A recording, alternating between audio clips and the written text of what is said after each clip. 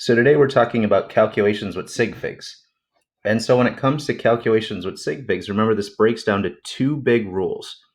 Anytime we're adding or subtracting, the rule says that it goes by the fewest number of decimals is where we round. And so if we're multiplying or dividing, on the other hand, anytime we multiply or divide, this goes by the fewest sig figs. And so let's look at our calculation here. For our calculation, we have what is the correct answer to the following calculation as 38.44 divided by 2.7. Now, when we plug this into our calculator gives us the answer as 14.23703,704.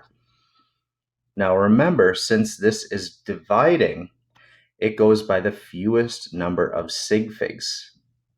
And so we look back at our original calculation, 13.44 has 4 sig figs, and 2.7 only has 2 sig figs, which means that we're going to round our answer to 2 sig figs in this case.